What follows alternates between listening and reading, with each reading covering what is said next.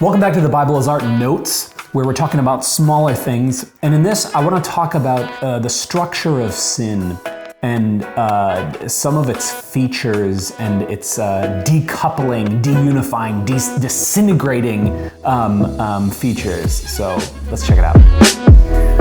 Okay, so I've been reading this great book, and what's it called? Love Alone is Credible. Urs Von Balthasar is the interpreter of the Catholic tradition.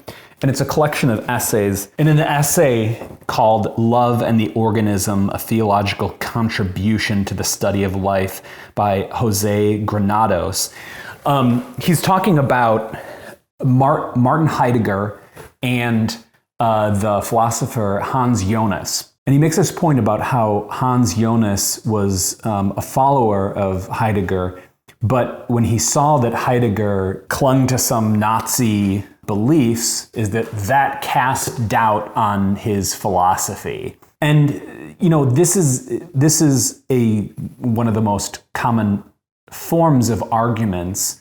And you say, oh, well, you know, the reason for this person's doing this is because of this intellectual thing. You know, that's the great question of studying history about what are the causes of things, intellectual or material, et cetera, et cetera. And of course, it's multivariate. You know, things have multiple causes. But when he was making this argument, I was like, well, you know, maybe that's true. But one of the interesting things about the nature of sin is it's decoupling.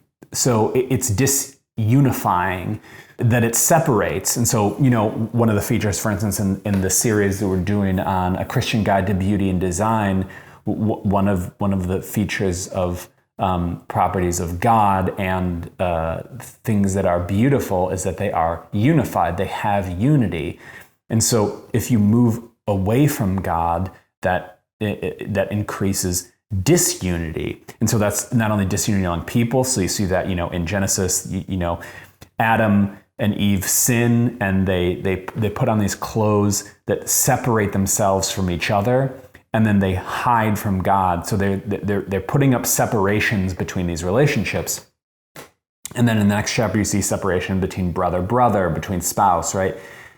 And but it also brings internal disunity.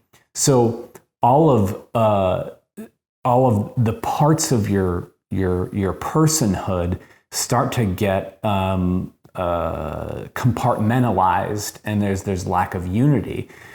And so when you look at something like this, and I have no belief or no stake about you know, if Heidegger's philosophy contributed to his taking on of Nazism, but like, you know, it struck me as sort of a more plausible explanation that it's like, oh, it had something to do with like his desire for, you know, social status or whatever.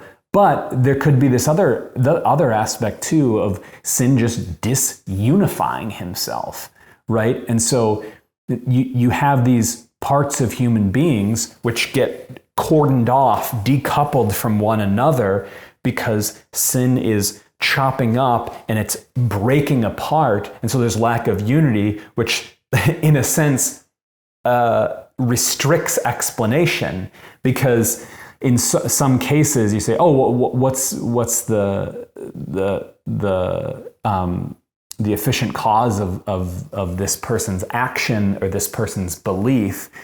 And you want to, because our desires as made in the image of God is wanting to unify things, unify theories, and unify our interpretation of the world, which is good and right. But when you have something that is a surd, something that doesn't fit like sin, that can put roadblocks in. So you can say, well, you look at something like Heidegger, and there's not this sort of like neat map of all the nodes that perfectly relate in harmony. It's like, oh no, this like doesn't relate. Like this was related to this other thing, like his ambition or his envy. It could be like these other sins over here. So it has a connection, but it might not be that, and there might not be this like, because the only person or tripersonal being where there's this perfect unity between in the whole thing is God himself.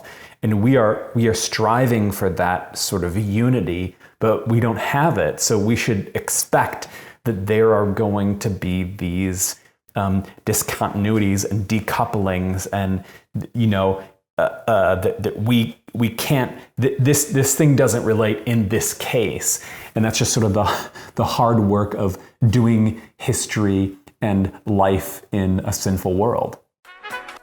Thank you so much for checking out the video. I really appreciate it. If you'd like to support the channel, you can give it a thumbs up. You can subscribe or send it to someone who would be helpful. If you'd like to do more, you can go to patreon.com/thebibleisart, and I'll see you in the next video.